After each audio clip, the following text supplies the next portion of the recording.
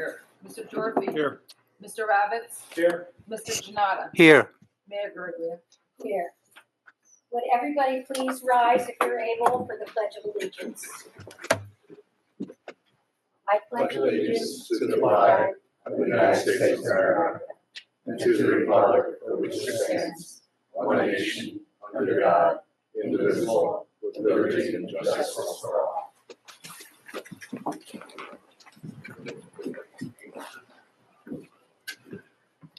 The next item on the agenda for this evening is the approval of the minutes. May I have a motion to approve the minutes from August 21st? Second. All in favor? Aye. Tonight we have two proclamations on our agenda, and the first one is the Leukemia and Lymphoma Awareness Month, and Deputy Mayor Grayzel is going to address Thank you, Mayor. The title of this is Jeff, your mic's off. Reports from Leukemia and Lymphoma. it. Jeff, you're right.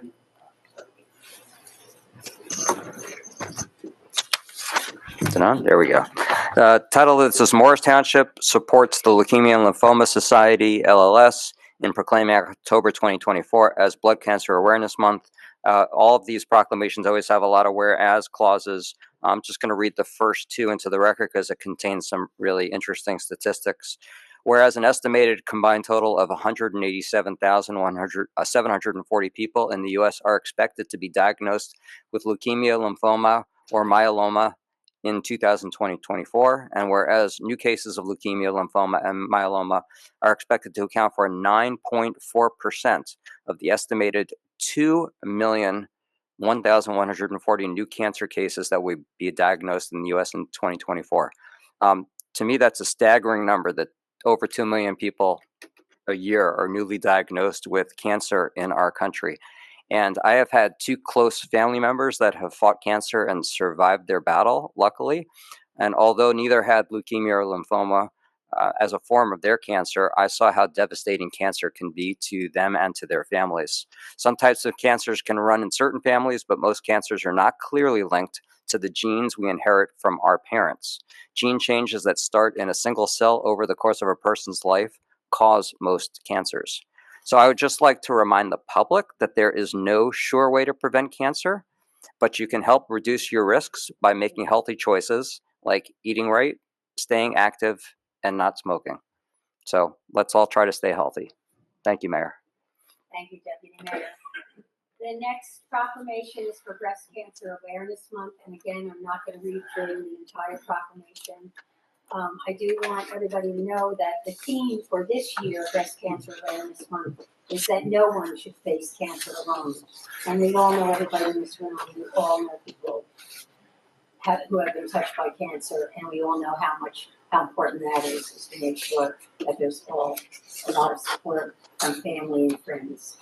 Breast cancer is still the most commonly diagnosed cancer in women in the United States, and a woman is diagnosed every 2 minutes. The mission remains finding funding for life-saving breast cancer research, and although we've made a lot of headway, we still have a far way to go. Our hearts go out to those who have lost someone, know someone battling cancer, or who were just recently diagnosed. Continued research will make all the difference in defeating breast cancer once and for all. At the end of our proclamation, it does read, "Now therefore be it proclaimed that the Township Committee of the Township of Morris hereby recognizes October 2024 as Breast Cancer Awareness Month and encourages all women and their families to raise their awareness, support efforts for early detection, and celebrate the progress made while remembering those who have lost their battle to this disease."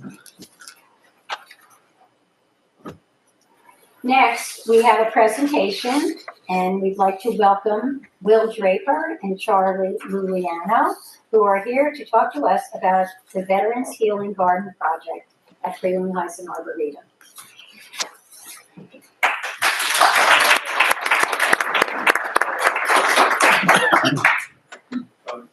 I'm Charlie Juliano. So, Yeah, can we bring that closer? sorry.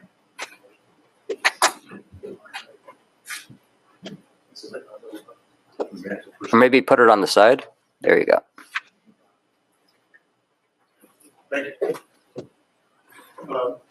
I'm with the Rotary Club, and it's just so great to have many of the Rotary members here to support a project that we've been working on. It's a unique project. We are we are committed now to build a garden at the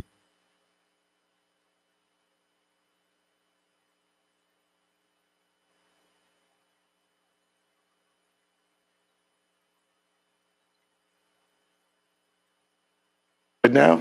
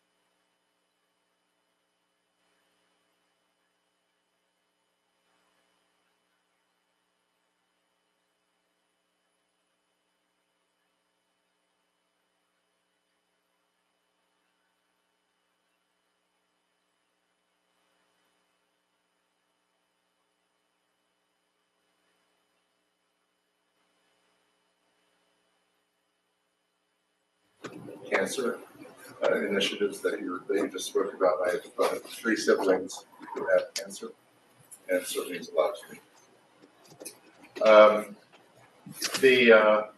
The story Charlie told about his brother is one story of many for, I'm guessing, most people in this room for whom you have loved ones who are veterans. You may be a veteran yourself. You may just care about what they go through. It all comes down to our personal stories. We have 2 of our 3 veteran members of our committee are in the room at the moment. Don, could you stand? Don was an MD.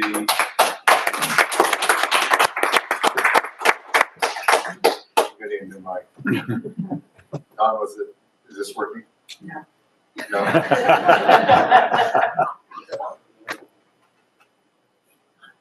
You have a third mic? that's where you have the job. Thank you. That's better, right? Okay. Don was an MD for 10 years, I believe, in the Air Force, and the stories he tells bring tears to his eyes as well as mine. Paul Nelson, could you stand, Paul? Paul's in the back. Paul was in the U.S. Army in more or less the Vietnam years, but was stationed mostly in Germany. Is that right, Paul? So they both have done their service. We have a third member named Liz Myers, who was U.S. Army and wasn't able to make it here tonight. But it all comes down to their stories are so much more important than mine, because I wasn't a vet. But my story, what got me here in front of you, what got me into this project began at the first slide. That is it, Jack, that just came in? What's the name of the gentleman? Yeah, that Jack is going to put up. First slide, please, Jack.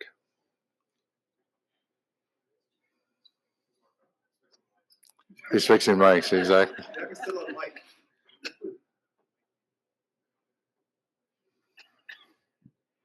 Thanks, Tim.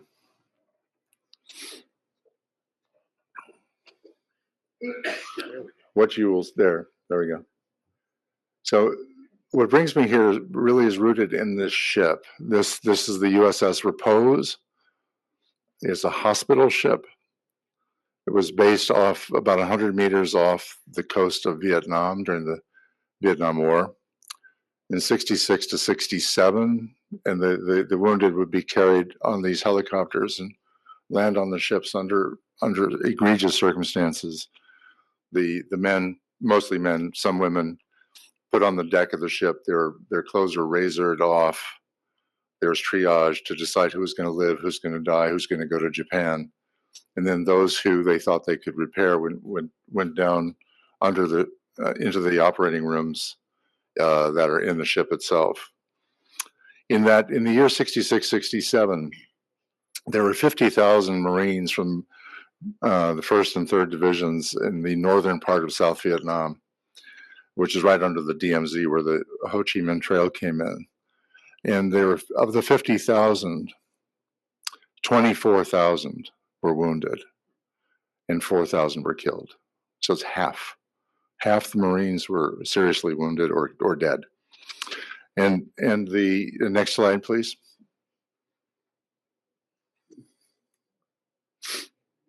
This gentleman here was my father.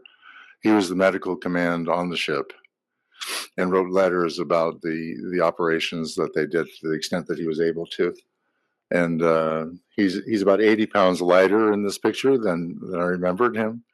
But he did wonderful work. I worked with ChatGPT to figure out how many people's lives were saved by the crew, the doctors, the nurses, the corpsmen, and my father on this ship. It was about 6,000. So the statistics would have been 15,000 wounded and 10,000 dead were it not for the hospital ship, because some people couldn't get to Subic Bay and others couldn't be healed on the battlefield. And so this ship was the intermediate source, and they saved about 6,000 people. So that was the beginning of my story. But stepping back from our personal stories, are the general, looking at the state of the veterans in New Jersey themselves. Next slide, please, Jack.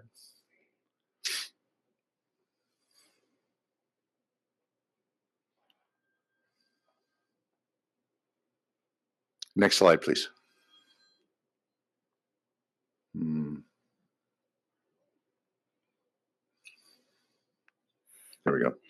So just the general stats is we have 300,000 veterans in New Jersey, 16,000 in Morris County. There's a million direct relatives defined as children, spouses, or parents, not siblings. And that's about 1 million, and then 56,000 in Morris County. Combat, 75,000 men and women have been in combat in New Jersey, 5,000 in Morris County. And then those with disabilities, 21,000 and over 1,000. Now, that's half the story. The other half is below. Next slide, please. Those who suffer substance abuse in New Jersey is 33,000, and that's a very, very conservative estimate. 2,000 in Morris County. Substance abuse being defined as alcohol or serious drugs. Homelessness, 3,000 New Jersey, 250 in Morris County who are veterans. Suicides, 2,500 in New Jersey and 180 in Morris County. Think about that. That's one every other day of veterans who are killing themselves in Morris County. I don't mean to be a downer, but these are the facts. and 60% of VA benefit applications are turned down. Now, I'm sure some of them are recovered, but that it does suggest that there's a lot of veterans who are falling between the cracks and getting the care that they need. Next slide, please. So for those reasons, for the personal reasons and for the global state of affairs with veterans, Charlie, and we have 12 members of our committee, formed a project called Veterans Valor, which is an offshoot, if you will, of the Morristown Rotary Club. And Veterans Valor has two real missions. Let me put them up. Next slide, please. The first mission, and I have to read this.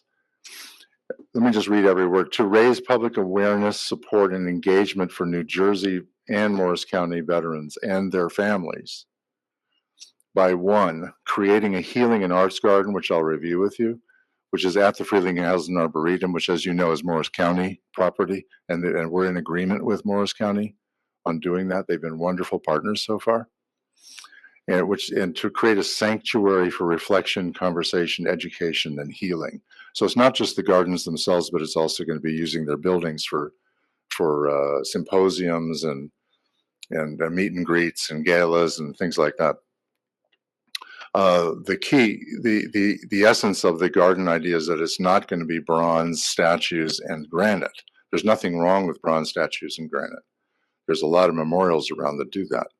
But this is around living, organic, cared for gardens that are places of refuge for the public as well as for the veterans. And it'll be maintained on an ongoing basis by Morris County. The second is convening veterans groups and service providers who serve veterans, organizing symposiums that bring together diverse organizations in health, art, support services to educate veterans and non-veterans alike on the unique challenges faced by those who have faithfully served the country. So imagine we had a symposium on PTSD. We brought in people from Atlantic Health. We brought in people from Good Grief or other organizations that have an interest in that area. And we bring in the general public as well as veterans to talk about it.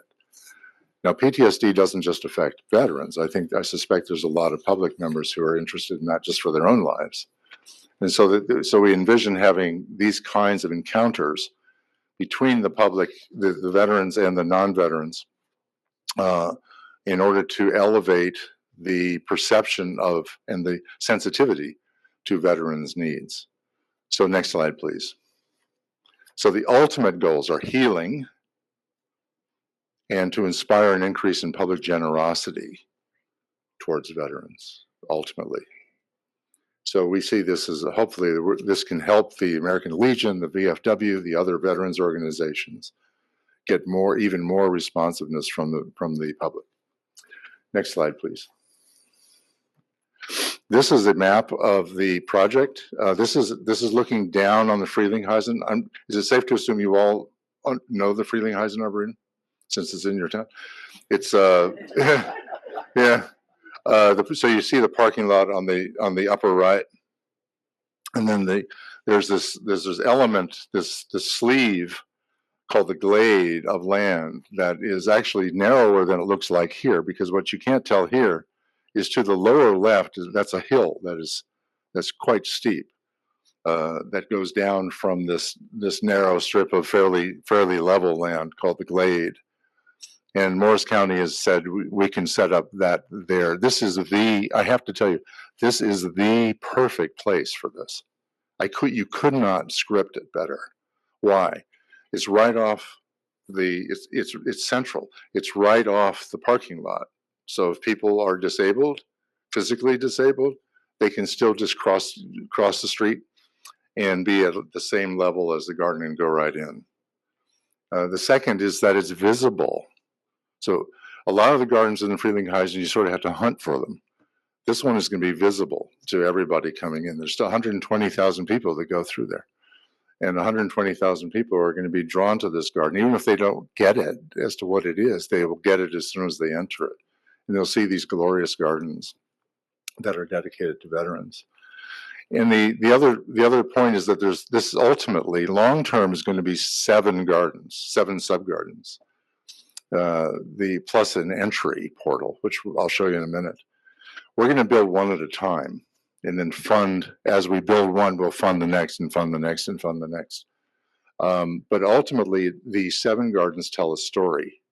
So the first garden is going to be oriented to point of sacrifice, where the sculptures, the photographs, the language, and even the plantings themselves are going to evoke that mood, that psychology of where these men and women were injured. The second is then medevac, Charlie's brother. Charlie's brother was a medic, and he was getting the people onto the helicopters and stopping their bleeding. The third is triage. That's my father. So the ship was triaging. Then there's homeward. What's it like coming back from battle in Afghanistan or wherever we are? What's it like coming back to a country that largely doesn't know you or care to, and you're wounded, either mentally or physically? Then there's the recovery period. The 6th one is going to be sort of off the loop, if you will. That's going to be dedicated to the fallen. I gave you the statistics on the suicide victims. I think it's time for them to be recognized because they're not recognized in normal memorials. And then the 7th is New Life, which celebrates not only their service, but their ability to be leaders in our communities going forward, wounded or not. The leadership capacity in military, with people with military training, is enormous. And the more integration there is between them and the community, the better. So the first one we're going to build is the entry, but the 7th, we're going to start at the end and start with the New Life Garden, which is let me do the next slide. The entry plaza will look like this. It's maybe a little hard to read, but if you're coming up from East Hanover and you're around the bend, around the buildings, you will see this from the road itself, and you will also be able to see it from the parking lot. So this position here is extremely important, and the vision is to have a simple, beautiful wall that's curved that says Healing Gardens of Morris in it. And each of those plates that's on there tells the story I just told.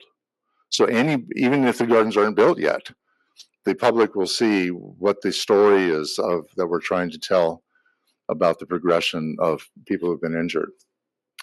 And the next slide would be the first garden, the New Life Garden. And you'll see a lot of the wood platform there.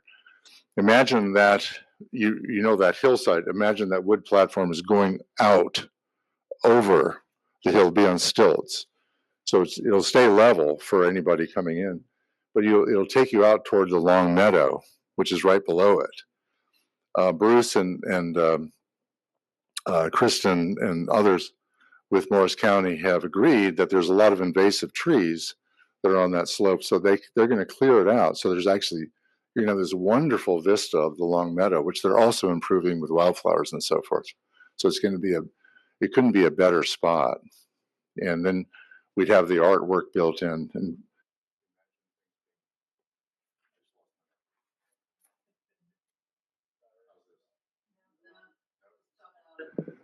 hello, there we go. Okay. Yeah, I got training before we started.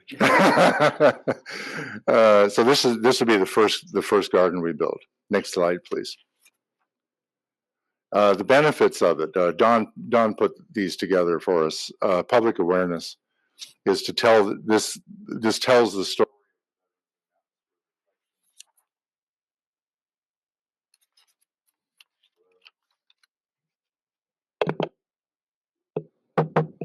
Reflection, peace, and dialogue. Not only the gardens themselves, but the symposiums we'd have in the buildings. Second, physical healing. There's nothing like this space to help people recover and rehabilitate. Mental health support, especially.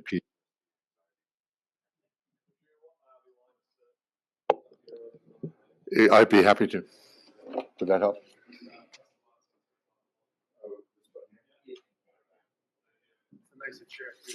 Yeah. Does this work? Does this work? Yep. Okay, good. Okay, forgive me, I have to look over. Social connection to foster community. Again, a lot of the vision is to get people together talking about these very difficult issues that I just cited. And the last one is accessibility. It's going to be absolutely accessible to anybody. So it's going to maximize the inclusiveness of it, just in the way it's designed. And then the last, before any questions you might have, next slide, please, is what are we asking of you? And you can say no to all of them, but we at least can ask. The first would be your endorsement as the committee. To affirm in your communications and your public communications, keep up with us. We'll present to you occasionally on whatever schedule you desire, because this is your community for this project.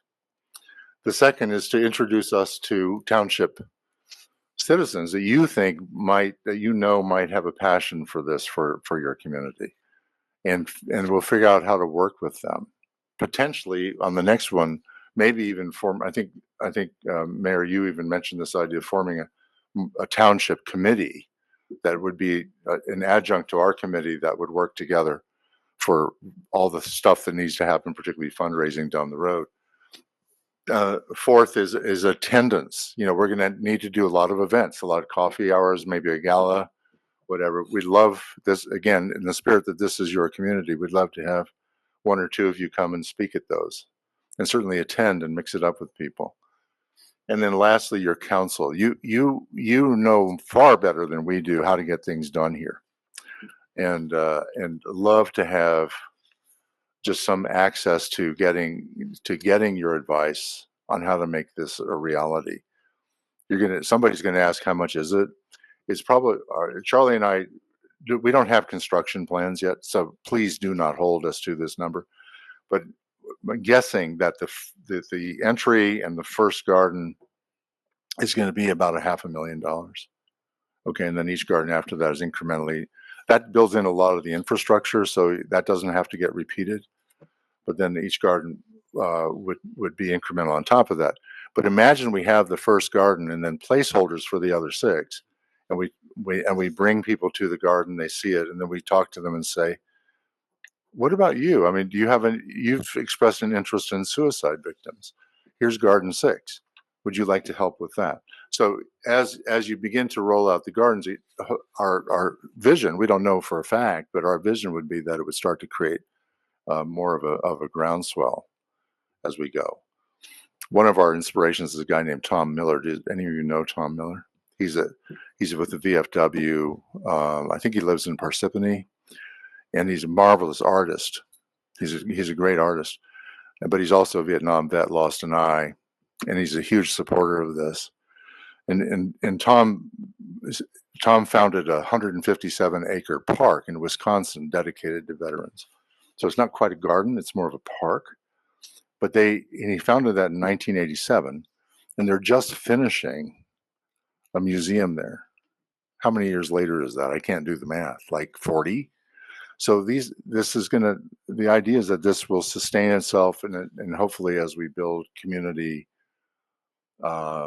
ownership of it, then we can continue to build over time after some of us are long dead. So that's the vision of it.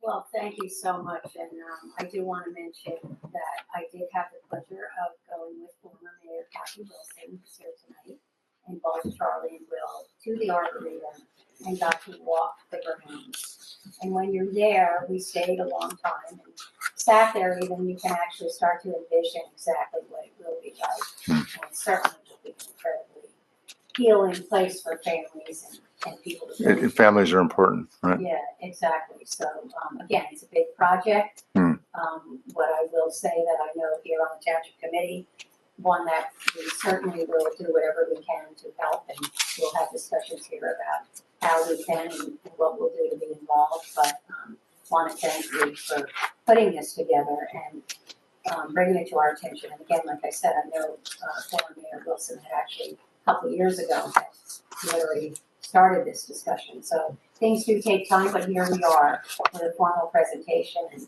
And I'm sure that, we'll do everything we can to get. We're very, very grateful to you. On November 14th, last word for me. On November 14th, the county clerk, Ann Grossi, is hosting an event at the Frelinghuysen Arboretum to honor veterans in Morris County. In this year, she's going to focus on Rotarian veterans, although there will be others as well. You certainly would be welcome to that. At 4:30 that day, when it's still light, which is about an hour before the event starts, Charlie and maybe just Tom that I just spoke about are going to do the same for others that we did for you, and show people the garden and what it's going to look like. So I would encourage any or all of you to join us on November 14th at 4:30 at the Frelinghuysen. Thank you, Will. Thank you, Charlie, for coming tonight to present this. Thank you, Mayor Wilson, for your work. Thank you to all the Rotarians who are here tonight. I started my career working in Washington, D.C. on Capitol Hill, and every morning and every night going to work to the Raven House office building and walk through the National Disabled Veterans Memorial. And you were talking about not having bronze statues or marble columns. That memorial was grass, trees, and glass with pictures of disabled veterans living their lives. And I walked through that park every day, twice a day for 3 years, and made an impact on me. The township has done a lot of work with the local veterans through the American Legion and the Daughters of the American Revolution, so I just can't commend you enough on all the work you're doing. I didn't start myself, my father did, my grandfather did, so like the rest of the committee, I'm dedicated to helping our veterans in our community. I will say this, talking about parts of the park and people who you can target to come there for healing and solace. A few weeks ago, I volunteered for a group called Tragedy Assistance Programs for Survivors, TAPS, and I met some incredible women who are survivors and spouses who lost their lives in military service. And one woman from Louisiana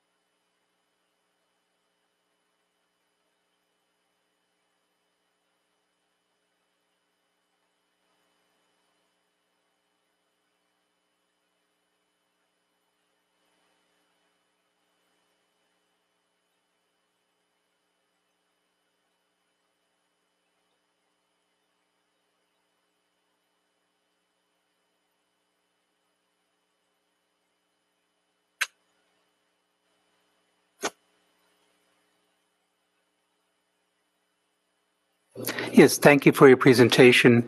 I remember when I started working as a young man in my 20s, the employees, people working who were older, near retirement, were all World War II veterans, and I was always admiring of that. And of course, they were the last of their breed. But I also met Vietnamese and Vietnam veterans, and later on Gulf War veterans. And I was especially haunted. I think my company had a symposium for veterans, and they had both combat and non-combat veterans. But I was haunted by when the combat veterans were telling their stories, but they always just trailed off because they couldn't complete their stories. But hopefully, this garden will help them and people heal, and I'll definitely help. Would help in any way I can, giving a talk or anything like that.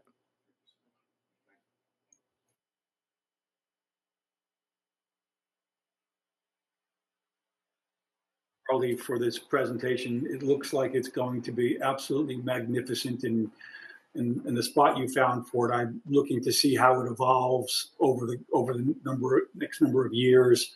Hopefully, it maybe not 40 years, but I think all of us up here and any future governing body of this township, you're going to find a lot of support for this. And, regarding any galas or functions that you might have and you're looking for support, just invite us. It's that simple. We're happy to help in any way we can. Your email. You can find me on the Township website. Deputy Mayor Grayzel. Thank you. Thanks for the presentation, and thank you to all the Rotarians, and not only for coming out, but for supporting a project so important as this. I echo a lot of the remarks that Mr. Gyorfy just made about what families go through, and those of us who are in the know understand it, and those who experience it obviously understand it. But just as we have these proclamations every month to raise awareness about certain issues, I don't think the broader public understands the ongoing issues that injured veterans, families with disabilities have, that they will carry for the rest of their lives. And since we haven't had a major war in a long time, I think awareness of veterans issues is very low right now in our country. So I do think also that an important element of this project is to raise awareness overall in the community.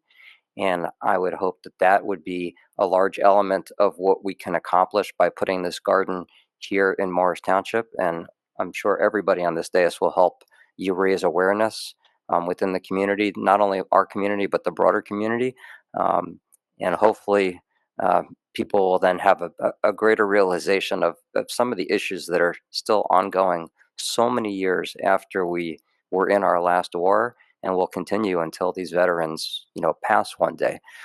So thank you for the effort, and I too will offer my efforts in any way I can to help you accomplish your goals. Thanks. Thank you. And you are all certainly welcome to stay and continue at our exciting agenda this evening, but do not, if you do need to leave, please feel free. You're welcome to do that at this time as well. But again, thank you very much for. The only one who really has to say is Kathy Wilson. Everybody else can go, but if she leaves, we're all going to be really disappointed.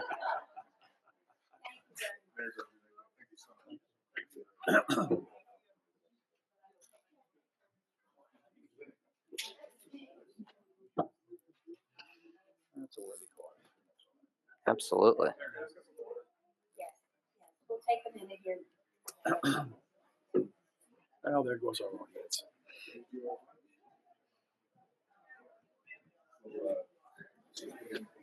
Back to talking to an empty room.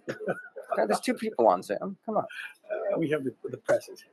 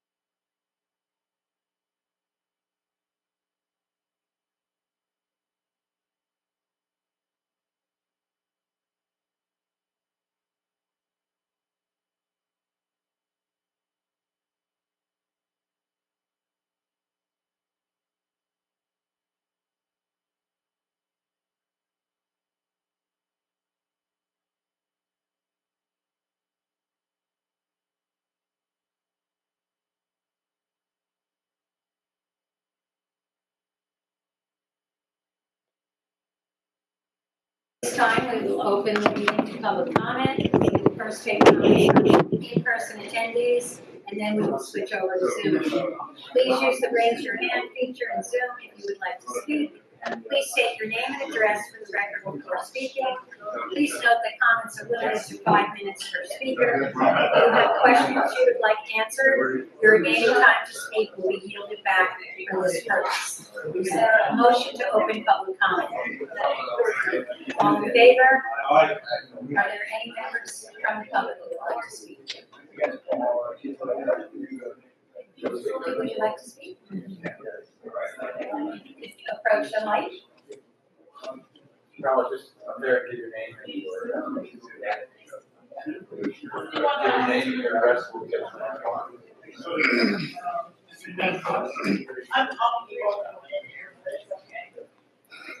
Yes, my name is Robert Powlett, Powlett, Jr. I live at 44 and 42 is the same two lots. Monroe Street, Morristown. And I came here this evening because I came twice I thought I was the right person to see about something that's going on where I live. And I wanted to find out, is that legal to do? What it is first they put up a sign for dog training. They got a sign there that they train dogs. Right across the street from my house is a playground with a big sign on it. No dogs allowed. But he takes those dogs out on across the street. People are complaining to me that they're being almost bitten by them stupid dogs. And I complained. I complained, and the officer that came over turned around and says to me that the person said he got a permit to go ahead and do that. I got the regulation out that it's not in the regulation, and I came here to find out, did I go to the wrong place to put the complaint in that everybody complained it was me doing it? I wasn't doing it, but nobody can walk down my street when he got them dogs out there. I'm sorry. Anyway, that was one part of my complaint. The second was, I live in a residential area. My neighbor is a residential neighbor. And I got the proof of the area I live in, it's residential. And yet, my neighbor is renting out his whole property to a trucking company. And you can't even sleep anymore because in the morning you zoom, zoom, zoom, beep, beep, beep, beep, beep, zoom, zoom, zoom, beep, beep, beep, beep, and you hear that.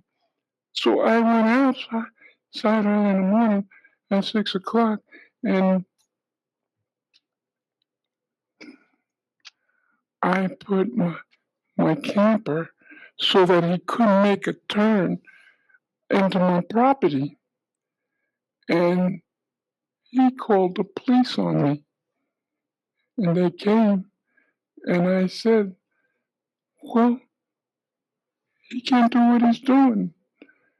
And the police officer said, Mr. Powlett, you got to go find out what you're saying, whether it's true. And I've got all the letters that the township has already given me. It was over $550, and I got the receipts for every commercial vehicle on my property. And now I had asked the zoning officer that came in, along with the person from the building department about it, and he said, well, all you got to do is make a complaint against your neighbor. This was way back in the 90s, 91, that type of things. And when I asked about that, they told me that you have to put a complaint in against your neighbor. My answer to that was, I don't want to put a complaint in to none of my neighbors. If they're doing something wrong, why don't you do the same thing to them that you're doing to me? Because you fined me for every vehicle I had in my yard. And not only that, you sent me a letter that I had to take every vehicle, every trailer out my yard and take it over and get rid of it. And I did that, and I got pictures of everything. So why is it now you're saying it's okay for them to do what they're doing, and yet Yeah. I'm sorry. That's okay. He's at his 5 minutes. That's okay. Mr. Powlett, it's my understanding on the use of the dog training, that is something that you would have to, did you go to the police? I had the police come to me. They called the police. They put tickets. Okay, we're gonna respond to that issue first, and then. I'm sorry. No, That's okay. I will follow up with the police tomorrow to get a copy of the police report so I can find out what took place. Yeah, get back 'cause to you. you know me. You know what I want. Yes, sir, I know you. You know me very well. And on the other item, I know that our zoning officer's been working with both you and with your neighbor in reference to complaints on the property. Yeah, including but the he trailer. said, So, I didn't call the police up. My neighbor did when I pulled there was 2 cars on my property that I didn't own that the police couldn't get rid of. And I said, okay, I'll park that car. You can park it on my property until you can get rid of it. It stayed on my property for about 3 or 4 years. And it was the only car that I had that's why you were cited for that.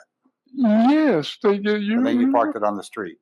The minute I parked it on the street, I got a ticket, and they towed it all away. But what was I supposed to do? Leave that on my property? It wasn't my car.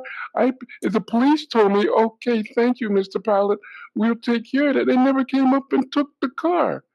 The guy died that had the car. He left the car in front of my house, and you had a hard time moving, and I located his key.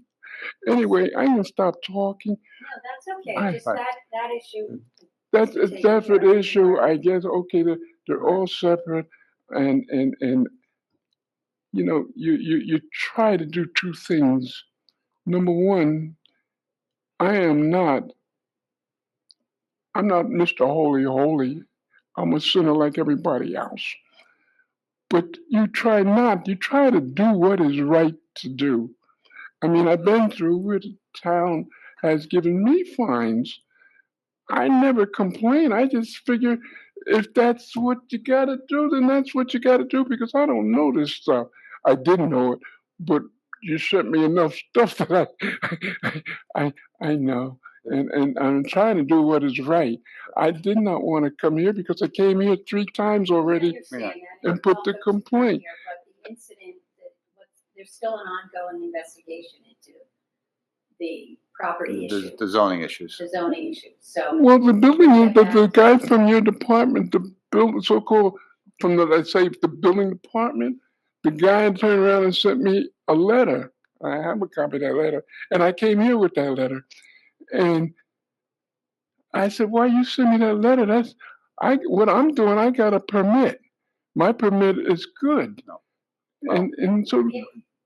Again, we appreciate it, and we'll work through a solution, and we'll try to get to, it's currently still being investigated, but once we determine the outcome, we'll definitely be in touch with you, see what we can do to help make sure that everything. Well, them dogs are I will follow up with you, Mr. Powell. crapping all over that field. The kids from the school across the street from me, they play in there. And I told the man, you got a sign says no dogs allowed. And I said, now watch. See the dog? Look, what did he just do? He went to the bathroom and they never picked it up. We understand, and we've had that issue, and we're working on doing what we can to help resolve that as well. Okay. So, thank you for coming in. Yep, I will get the police report and follow up with that. Okay, thank you. Thank you, Mr. Powell. Thank you. Seeing no hands raised on Zoom, is there a motion to end the public? All in favor? Aye. We have one ordinance for introduction on tonight's agenda. Madam Clerk, please read the title of ordinance 24-24 into the record. 24-24, an ordinance of the Township of Morris, authorizing the creation of Chapter 417, short-term rental property regulation, so as to regulate the short-term rental or letting of any residential premises or parts thereof, except certain licensed hotels or motels. May I have a motion to introduce ordinance number 24-24? I'll move it, but I would like to offer an amendment. Second. Do we have to say all in favor or no? No. Yeah. We just- first and So second. we're first and second, so we'll open up for discussion. So I Yeah, think no. Deputy Mayor has some discussion. Deputy Mayor Grayzel, you have comments? Yes, so there's a limitation. I understand the reason for this, and just so the public understands, this is ordinances to limit the short-term rental or subletting of any residential premise or parts thereof, except for obviously hotels and motels in Morris Township. And the limitation that's presently in this ordinance is 175 days, which I think is far too long. I know instances of people who go away for the summer and want to rent out their house. They might move overseas for a period of 6 months or a year for their job and want to rent out their house, or shorter periods of time. And I think this is the 175 days is just too long and burdensome for our homeowners.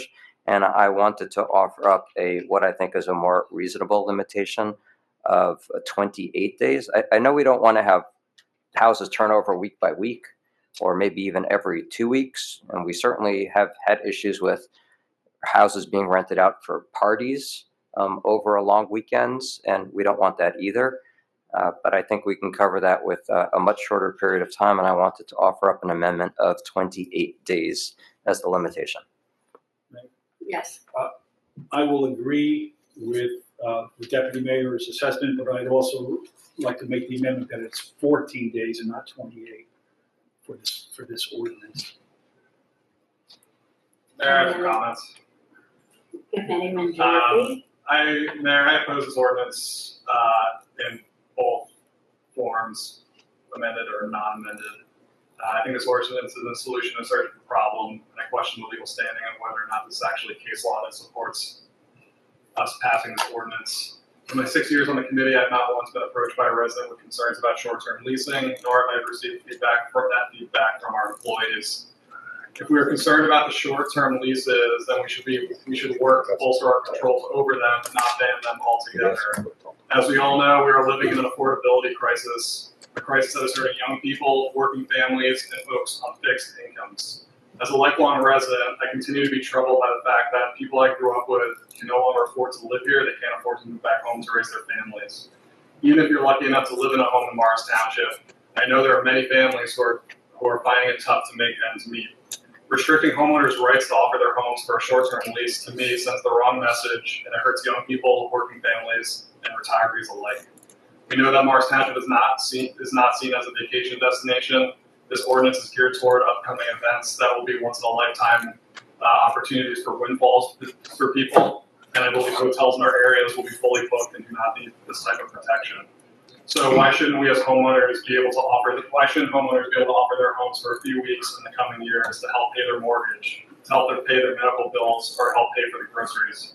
Instead of passing this ordinance, I recommend we bolster our local controls, include language to include the same lodging fees that we receive from hotels, create a registration process, and take the next few years prepping our law and code enforcement to manage any issues that may come up.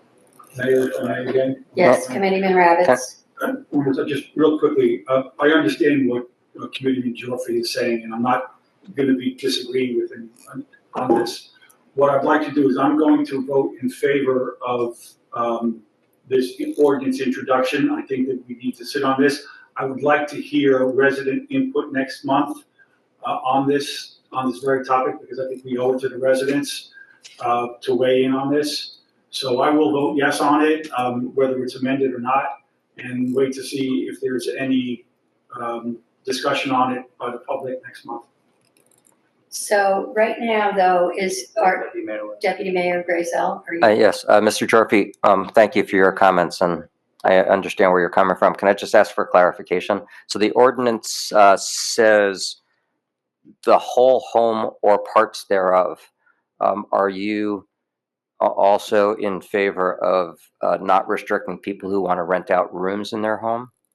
I don't think we have a right to restrict them to do what they want to do in their homes in this particular scenario. Well, The answer is yes, it's a common thing. People rent out rooms.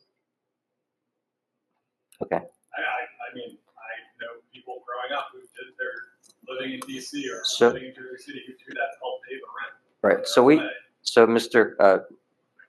Cantor and Mr. Quinn, we have ordinances on the books that restrict two families, multiple dwelling units within one structure, right? You can't have two kitchens, for example, right? And two separate living quarters in a house. So that would offers some restrictions, right? Are you saying that you're against that as well? I'm just asking for clarification. I'm not in favor of restricting anyone's ability to offer a short-term lease on their own property. With a kitchen or with what? I'm just seeing if there are any restrictions. Properties are not gonna have a kitchen in our house, or in our town, if they're residences. Okay. I actually, if we're worried about people being disruptive, it's probably safer to let people rent out rooms because they'll still be living there. Mm-hmm. Keep it in check. Got it. I know this is a very normal thing Mhm. for someone like my age working in the city and trying to make ends meet. Mhm. This is a very common thing. People rent out rooms. If the World Cup's coming here in 2026, maybe a family wants to rent a house out. Maybe a few people want to rent a room just so they can see a game. I don't think it's in our. I don't think we have legal standing to restrict people from doing that. Mm-hmm. Okay. Thank you. Jared? Taking no position on whether or not this committee should pass the ordinance, to Councilman Gyorfy's point, this ordinance, I believe, and give a legal opinion that does pass legal muster. There's a statute that allows municipalities to regulate short-term and rentals within its municipality. This ordinance is similar to other ordinances passed. Generally, they are in short towns. It's similar to Red Bank's. I think East Hanover has 176 days in their ordinance. Jersey City has an ordinance. They have been challenged in court, but for other reasons. I think that this ordinance is constitutional and would pass legal muster based on the wording of it. Taking no position on whether or not, nothing about the policy issues around it, but I do think that it is legal and would pass a legal test. And so, Mr. Cantor, for us to move forward tonight, do we have to settle on 14 versus 28 or some number Yes. to move forward? Yes. Okay. So if you want to, I don't know who wants to go first. If the deputy mayor, or I guess it's up to the mayor, whose motion you'd like to entertain, or if you guys can agree on a number. I'll offer up. I'll compromise, and I'll go with Mr. Ravitz's 14 days, just for the sake of us be able to have a discussion at the next meeting. And him to vote yes.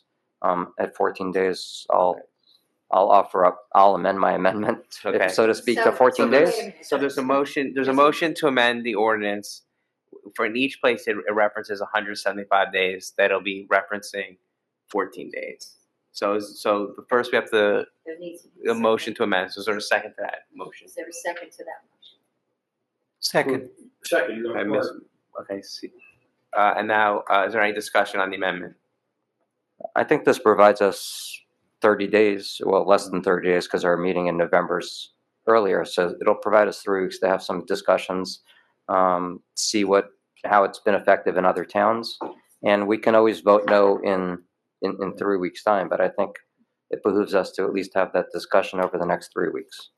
So I would obviously support introducing it. Would you like copies of the police reports that are involved in these properties? That would be great. Yes, Okay. absolutely. I don't know if we need the whole police report, but yeah, a list of And a list of maybe the a list of number- the a list of number incidents. Yeah, a police list that a list of we- incidents. if there are. That would go a long way to And what's make a decision. yeah, and what's Mr. Quinn? What's the longest violation that you're aware of? The ones that I've seen with the police department are usually, 3 and 4 day weekends. Right. Okay, so we have an amendment, we have a second, is this a roll call? Yes, Mayor. Okay. Any other discussion on the amendment first? Madam Clerk? So just to be clear, we're amending it to be 14 days across the board in every instance of 175. We're changing it to 14. Yes, Deputy Mayor. This is for the amendment for 14 days. Mr. Grayzel, Yes. Mr. Gyorfy. No. Mr. Jonnada, Yes. Mr. Ravitz, Yes, and Mayor Guariglia. Yes. So now, Mayor, you need a motion Yeah. to introduce the ordinance as amended and set a public hearing. Can I have a motion to introduce ordinance number 24-24 as amended? So moved, Mayor. Second. Madam Clerk, may I have a roll call vote? Mr. Grayzel, Yes. Mr. Ravitz, Yes. Mr. Gyorfy. No. Mr. Jonnada, Yes. and Mayor Gurley. Yes. The public hearing and final consideration and adoption of ordinance number 24-24 will be held on Wednesday, November 13th, 2024 at 7 p.m. in the municipal building, 50 Woodland Avenue. We have 5 resolutions on tonight's agenda with 3 additional add-on resolutions that we will vote on separately. So may I have a motion to approve resolution number 240-24 through 244-24 by one motion? So moved. Second. Madam Clerk, may I have a roll call vote? Mr. Gyorfy, Yes. Mr. Grayzel, Yes. Mr. Jonnada, Yes. Mr. Ravitz. Yes. Mayor Gurley. Yes. I have a motion to approve resolution number 245-24, authorizing the settlement of Gira Management Group LP versus Township of Morris, Block 1001, Lot 5.2, Lindsley Drive. Mayor, I just want to say these 3 resolutions were brought and put on the agenda based on discussions that were held and closed tonight, which is why they were late additions to the agenda. Okay. Is there, So moved. It's up to the mayor. Do we? We can do them. It's up to the mayor. We can do them block, or we can do them one. It's up to the mayor. That's it. I would separate. Okay, it's We'll do it wherever the separately. mayor I wants. think we should separate it. Yeah. Okay. That sounds good. You looking for a second? Second. Do we need to second it or we just vote? We got to move the resolution. We have to move that we add the Who- resolution? we need a motion. I think she's Committeeman approving the Ravitz, first are you resolution. making the motion? Yes. Is there a second? Second. Any discussion? Madam Clerk, may I have a roll call vote? Mr. Ravitz. Yes. Mr. Grayzel, Yes. Mr. Gyorfy, Madam Clerk, I'll abstain because I wasn't present for all of the closed session due to a work conflict. Mr. Jonnada, Yes. and Mayor Gurley. Yes. May I have a motion to approve resolution number 246-24, authorizing the settlement of U.S. Realty Financial Corp. Versus Township of Morris, Block 10312, Lot 1, and Block 10313, 13,000, Lot 13, 240 Martin Luther King Avenue and Erin Avenue. Is there a motion to approve? I'll make that motion. Second. Is there any discussion? Hearing none, Madam Clerk, may I have a roll call vote? Mr. Grayzel, Yes. Mr. Jonnada, Yes. Mr. Gyorfy, Abstain. Mr. Ravitz, Yes. Mayor Gurley. Yes. May I have a motion to approve resolution number 247-24, authorizing the township to indemnify certain township employees related to certain litigation captioned Danielle Bizup versus the Township of Morris Fire Department. Is there a motion to approve? So moved.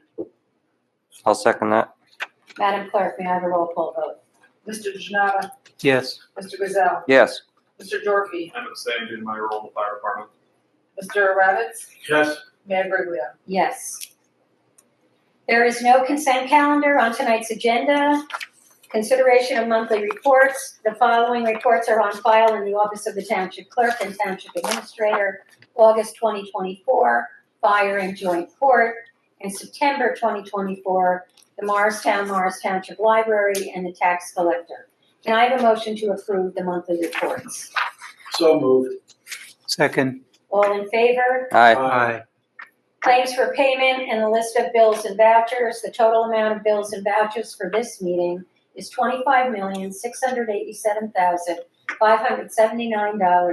$25,687,579.31. We are also the tax collector for the school district, the library, and the county. May I have a motion to approve the list of bills and vouchers? So moved. Second. Madam Clerk, may I have a roll call vote? Mr. Grayzel, Yes. Mr. Gyorfy, Yes. Mr. Jonnada, Yes. Mr. Ravitz, Yes. Mayor Gurley. Yes. At this time, we're going to do our standing committee reports and general commentary will be provided by each township committee member, and we will start with Committeeman Jonnada. Thank you, Mayor. First, I'll talk about the Environmental Commission. Yeah, they held the Morristown Fall Festival, which was very successful. This is the third year that the EC has been attending this festival. And the members answered the people's questions, and they had new signatories for their EC Environmental Commission newsletter. And the children liked spinning the wheels for the prizes, which was the first time they did that. And we talked about it before, but there's going to be native plants at the town hall, which is showing some progress. The proposal is to plant them in the front windows for the first phase. Future phases will be around the flagpole and the cannon and the main entrance. Native plants provide a critical habitat and food for pollinators, such as honeybees and native butterflies, so they are needed to sustain a healthy ecosystem. And in addition, we're planning to hold a tour of the sewage and water treatment plants. Dates will be provided later. And we also had the Transportation Advisory Committee, TAC, also shared a tent with the Environmental Commission. It was the first time that they were there, and they were encouraged by participants. They encouraged participants to use other means to get to the green outside of a car. Despite the rain, I actually walked to the venue, and many residents and non-residents dropped by to inquire about bike plans and complete streets. And this is also the time of religious holidays that has begun this month. The Jewish high holy days of Rosh Hashanah and Yom Kippur have just been celebrated. And Hindus also just celebrated Dasara, and will be celebrating by the end of this month the Hindu New Year of Diwali. Both holy days are based on mythical stories of good defeating evil. Diwali is known as the Festival of Lights, where homes are lit with lamps or diyas, and they also light up firecrackers and fireworks. So apologies in advance if you hear loud bangs in your neighborhood. And as for our Know Your Neighborhood, back in June, TAC and historic preservation groups had a historical walk along Normandy Parkway. This was led by Carol Barkin, who was the chair of the Historic Preservation Commission. Normandy Parkway was developed in the 1890s by the local attorney John Dodd Canfield. Large estates were built with names like Seven Oaks, Fair Acres, Cherrycroft, and Featherly Farms. Some houses are still in existence, while others were destroyed either by fire or neglect. Many estates were subdivided into smaller estates or even new neighborhoods, such as Featherly Road and Green Knoll Road, which were once part of the Featherly Farms. And there were some interesting characters who lived in the area. One of the most interesting was Allison Turnbull Hopkins, who was one of the leaders of the women's suffrage movement. She was a daughter of a former naval officer, Franklin Turnbull, who owned Featherly Farms. The house was burnt down back in the 1920s, so the only remaining part of the house are the stone pillars at the entryway. The Featherly Farms is located in the corner of Normandy Parkway and Columbia Turnpike. And along with Alice Paul, Allison Turnbull Hopkins was one of the leaders of the suffrage movement and who fought for the women's right to vote. She was the New Jersey chair of the National Women's Party. In 1917, she was one of 200 women who made up the Silent Sentinels. These were groups of women who protested in front of the White House, and they lobbied President Woodrow Wilson to support what would become the 19th Amendment. Many of the women chained themselves to the White House fence and were arrested and sentenced for 60 days in the notorious Occoquan workhouse for women. Because of her husband's connection with President Wilson, Allison Hopkins was pardoned after just 3 days. She resented being pardoned and went straight back to the White House holding a banner that read, "Mr. President, how long must women wait for liberty?" President Wilson was eventually influenced by these protesters, since he supported the passage of the Women's Right to Vote Amendment, which was passed in 1919. This segues to Election Day being less than 3 weeks away on November 5th. Absentee ballots are already being processed. In-person early voting will start on October 26th. So when we vote, we should remember the people who fought for our right to vote. We should never take this right for granted. And we locals should also remember that one of these fighters was once a resident of Morris Township, Allison Turnbull Hopkins. Madam Mayor. Thank you, Committeeman Jonnada, and I was fortunate enough to just see SUS, so you gave quite a appropriate description of exactly what occurred. Committeeman Gyorfy. Thank you, Mayor. Keep my remarks brief. The ongoing construction at the Collinsville Playground is going really quickly. I've been driving past really a few times a week on the way to the Y, and I can't believe how much work they've already done. So I'm really impressed with the speed of the contractor. I know our Parks and Rec department and our staff here at Town Hall have been on top of them, making sure everything's done to spec. So thank you for all that hard work. I know Administrator Quinn has been working hard to get the RFP out for the community center engineering work to get done, to hire a firm so we can start interviewing architecture engineering firms to manage that project and start the public outreach and design process. So I'm excited to see that move forward. Thank you for the hard work on that. And Mr. Quinn's also working on the RFP for the senior shuttle, wheelchair accessible shuttle. So these are all really great projects. So thank you for all of that. I wanted to note that we did receive more applications for Veterans banners this year, so we'll have more banners going out that will be dedicated to Veterans Day services this year. Really appreciate the support from, continued support from some fire companies in town who have been paying for some of their past members' banners or family members' banners to go up. I'd also like to thank the fire department for all their work during Fire Prevention Week. I did not make it to Kids Night at firehouses, but they did stop by my son's daycare and take photos of all the little kids, so that was really nice of them to do. Lastly, I know Tim Hanthel and his team have been working hard on the Meadow project in Butterworth, and I wanted to note that I'm mimicking what they're doing in my own front yard, and we have our ground cover crop growing, and so do they in Butterworth. So we'll see whose looks better. I have a feeling it's going to be the one that gets a lot more sun and a lot less deer than I do. So with that, I'll yield back. Thank you very much. Committeeman Ravitz. Thank you, Mayor. And thank you for attending the Township Committee meeting tonight. National news does get a lot of spotlight, but it's what we do here that has the biggest impact on people's lives. Real quick, I did attend the kids' night at the Woodland Firehouse. Just a great job by all those who planned it and attended. It was great to see so many kids and young families turning out. There were lots of activities, lots of opportunities for children to learn, some games, and a good chance to interact with residents. Moving on to my commentary, and I will be brief. November 5th is Election Day. Voting matters, and elections have consequences. So make sure your voice is heard by casting your ballot.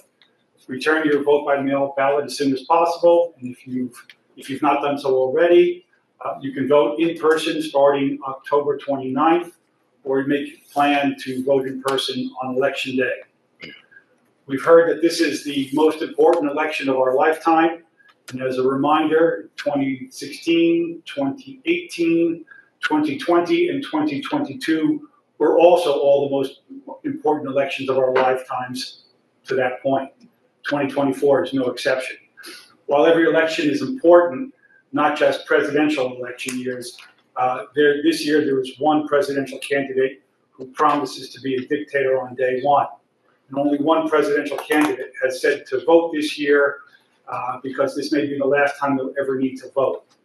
America is already a great nation, but to remain great, we the people need to be better citizens because what we now enjoy, our rights, our civil liberties, our bodily autonomy, our democracy, our republic, and our Constitution can be voted away if we don't show up to cast our ballots. And finally, let's not marginalize or demonize the people who have less political or economic power that some of us currently enjoy. Rather, let's stand up to those who continue to profit from our division. Equal rights for all citizens doesn't diminish the rights of any other citizen. We have more in common than should ever divide us, which we will rediscover by talking to each other. Amplifying misinformation, hateful, or violent rhetoric is not part of any civil society. And Leslie, as we remember to go throughout our days, let's just be kind to one another, kind to ourselves, be because kindness matters. Mayor? Thank you, Committeeman Ravitz. Deputy Mayor Grayzel.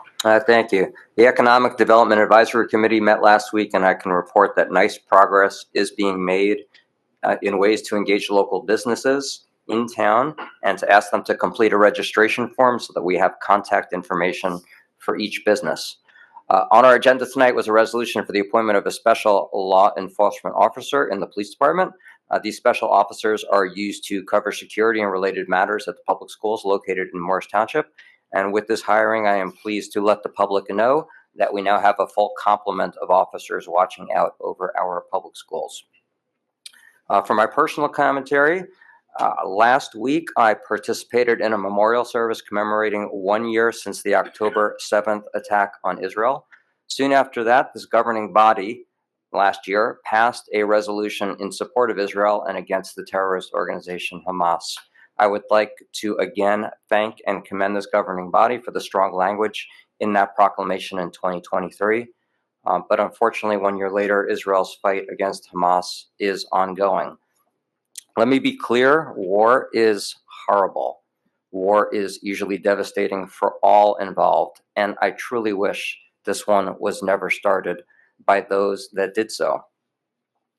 Last year, I also noted that 2 young men from Morris Township were fighting in the Israeli army. I recently found out that there is actually a 3rd young man who attended Morristown High School that is also currently serving in the Israel Defense Forces. So when you have 3 former residents, all of whose parents still reside in our town, it brings this fight to preserve democracy really close to home here in Morris Township. Each month, this governing body tries to recognize 2 items via proclamation, as we did earlier tonight.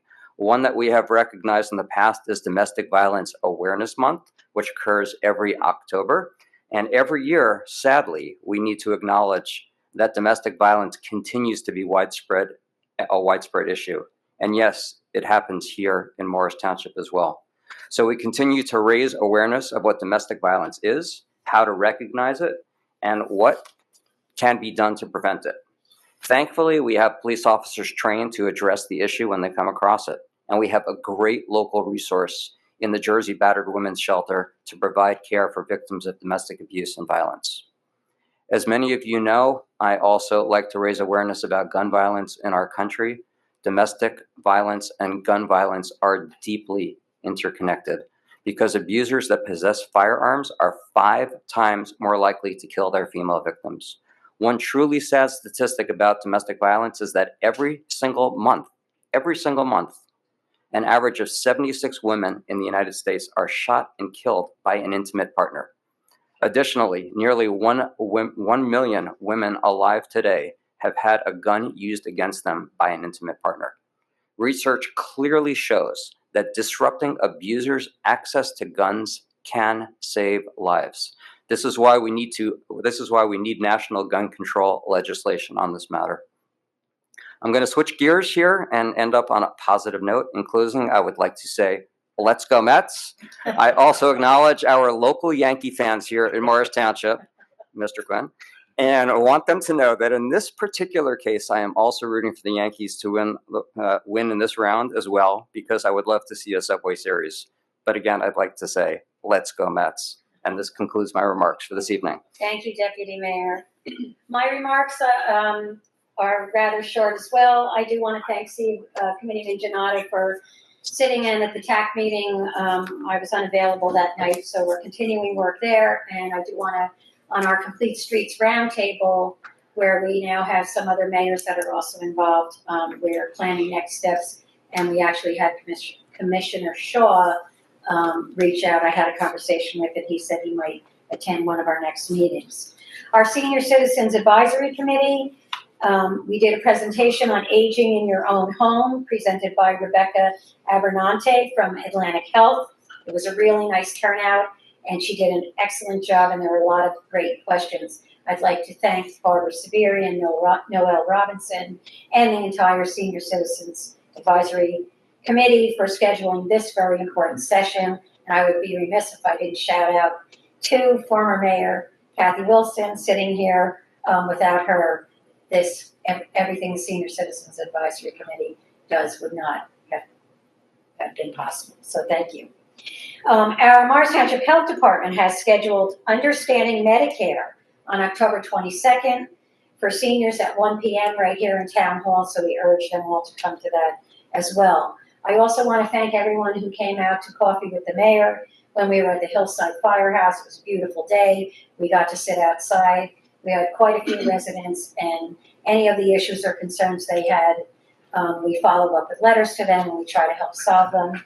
It's also nice, some people stop by to give us positive feedback, so that's for the whole township committee, and it's important that we hear that as well.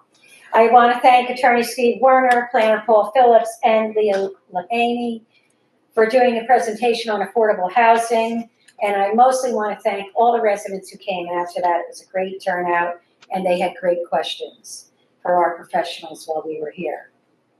I attended the Knights of Columbus Mass and Dinner of Appreciation, where 3 Morris Township residents were honored for their service: Kathleen Hyland, Ken Kramer, and Jim Coombs. Those are very familiar individuals to all of us, and we thank them all for what they have contributed. I did get to stop by the Fairchild Kids Night, and again, Committeeman Ravitz described the same type of atmosphere, and want to thank all our firefighters who helped participate. A quick shout out to the Morris Township police officers who stopped by Cars and Coffee, which was an event put on by Director of External Affairs Paul Muir at the Morris Museum on Saturday. And I'd also like to thank Madison Mayor Bob Conley for treating our DPW workers who helped assist Madison after the damage from the microburst storm that occurred there at the end of the summer. That was a really nice thing for him to do, and they were very appreciative. So in closing, in just a second, I'm going to talk about voting, which many up here have already spoke about, but I also want to bring up something positive, and that's Halloween. Halloween falls right before election day, and adults worry so much about the impact in our changing world when honestly we can only control a very small part of the outcome of so many things happening. It's important for kids, families, and even adults to experience and remember the good events in life that create lasting memories. Dressing up, pretending to be someone or something for a few hours on Halloween is a dream come true. As a kid, I remember growing up in a big family in a modest neighborhood where literally you could go to 300 houses because the front doors were only about 25 feet apart. And we'd all come back and we had pillowcases filled with candy, and we'd sit down and we'd trade candy amongst each other. But what I also want to encourage is everybody here in Morris Township, and it's whether you go to trunk or treat, or you go to your kid's school, or you actually trick or treat around the neighborhood. These are things that are so meaningful for our children and for our families, and even adults who like to dress up on Halloween and pretend to be somebody for a couple hours. So don't lose that. It's really important, and we have so many things that we're all really worried about every day. Go out and enjoy Halloween, and you're in a very safe, wonderful neighborhood. But voting is incredibly important to me, and many of you know with my experience with the League of Women Voters, making sure that citizens were registered, informed, and they're empowered to vote has always been important. It's one of the many ways that citizens can participate in public decision-making.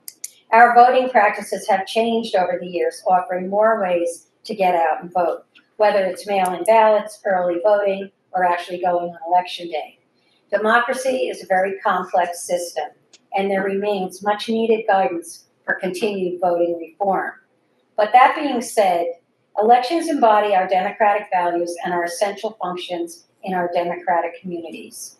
On election day, every citizen is an equal political agent. Your experience matters, and you are an integral piece of the voting system. All of us on the dais here care deeply about the concerns of your experience and want our community to thrive for every individual resident. We are here to serve you and urge you to hold us to the highest standards. Whatever your choices are, be there to cast your vote as a proud American contributing to our democracy. There are currently 4 members of the public joining us via Zoom and 1 member in person. At this time, we will open the meeting to public comment. We'll first take comments from in-person attendees and then switch over to Zoom. please raise your hand on Zoom if you'd like to speak. Please state your name and address for the record before speaking. Please note that comments are limited to 5 minutes per speaker. If you have questions you would like answered, the remaining time to speak will be yielded back for this purpose. Is there a motion to open public comment? So moved, Mayor. Is there a second? Second. All in favor? Aye. Welcome. Hi, good evening, everyone. It's nice to see you. Different view from the other side of the dais. Kathy Wilson, 20 Beechwood Drive. And I just have a couple of comments. One is that I came tonight to support the Healing Garden Project, and I encouraged a lot of the Rotary members to attend. I knew that you guys would be so interested and supportive, and I'm so glad that this connection was made, and it's an awesome project, as you can see, and it'll just be a wonderful addition to our town, and you could not ask for a better location than where it is on the Arboretum. So thank you for all your kind words and support on that. Part of the reason I wanted to stay is because I was interested in the ordinance that you introduced this evening. I just saw the text of it late this afternoon, so I didn't have time to study it in depth. But the question that emerged for me was, could you give a little background for the public about, why you're introducing this ordinance at this time? I was kind of wondering if it had something to do with the upcoming, 2026, or if you could comment on that, I think that would be helpful. Well, I think, again, anybody who wants to jump in here too, please feel welcome. Part of the reason was that we had the discussion. It came up about possibly, I think a little bit of it had to do with the World Cup even coming into committee and Gyorfy's remarks about people possibly renting out their homes. That's not the only thing, but it is one of the things that we were going to look at, and just obviously now that it'll be introduced, we are waiting for public comment on it to see how they feel about the length of time and if it's even something that. So can you explain what the amendment does? It reduces the time from 175 to 14 days. But what does that mean? As a homeowner, you cannot. What can you explain what that means? Well, Jared, you want to? Yeah. So what the ordinance does is it prohibits residents from leasing, from renting for a period of 14 days or less to an individual who has an otherwise other permanent residence.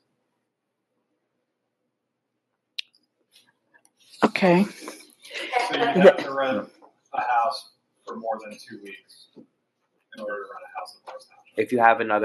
If you have a permanent residence somewhere else. Okay. I gotta think that through. My first reaction, to be honest, reading it as a homeowner was, I don't understand this action. I know that a lot of towns are doing this. I think there's an issue in Morris Township and it was in Livingston too, where especially in the summertime, houses with really nice pools, people were renting those houses out for a few days, and people were having parties that was causing disruption in neighborhoods. And whether or not people should be allowed to do that or not is a policy issue for this governing body to decide. Okay. But I think that the trigger of it is lots of cars and huge parties in houses and noise related to outdoor settings where people have really nice backyards in towns like Morris Township. Okay, that helps. I can imagine people going out of town wanting to rent their house to someone for a few months. And as I read, my initial cursory reading of this was that this ordinance would prohibit that. But you've changed it now to 14 days. So I would be interested to see the public comment on this as well. And then my last question, I did want to say I thought the affordable housing presentation was really good. Thank you for offering that. And I wanted to ask, I know from reading the timeline, October 20th is coming up. DCA is supposed to be sending out their numbers by then. And I was wondering if there's any update or is there an expectation that they will do this on time? There's always That They're was- hoping that they will, but we, just like everybody else, we are waiting to hear from them. And I will say, having read some of this, if you've read the methodology, it's 215 pages long. It's unbelievably complex. And their job is that they've got to apply this methodology to hundreds of different municipalities that are all different. It's a unbelievably huge task. And it makes me wonder how they can possibly get it done by October 20th. So, and what will happen if that first marker in the timeline is not met? Does that therefore change the timeline, the expectations for the towns? That is not clear. Do you have any answer to that? No one knows. nobody knows. That's Yeah. exactly the same questions that came up, that if it's not met, what happens? Do they push it off further? Again, it's my understanding, though, I could be wrong on this, that the numbers are supposed to come out on the 20th. So That's the deadline. no, The question is, so can they it's not do been it? interpreted that it's not the deadline, that it's not a mandate, that it's there's been a further interpretation from DCA that it's not a mandate, but it was the preferred timing, because I guess it doesn't say shall. So yes, so because they think they're going to slip on that. So again, and again, DCA's number is just a suggested number. It's not the number. The township will have the opportunity, and by resolution will adopt its number with DCA's guidance. And then there is a challenge period to that number. which I guess But is the all part of township's DCA. deadline of January 21st or 31st is not going to be changed if DCA is late on providing the numbers. Correct. And again, DCA's number is just a guiding number. The township has to come up with its own number. And again, if there's a large discrepancy between our number and DCA, then there has to be a conversation. And we'll have to Okay. make that under advisement. Well, it'll be interesting to see what happens. And thank you for all that you're doing. Good night. Thank you, always good to see you. You too. We have one hand raised on Zoom, Mrs. Memmer.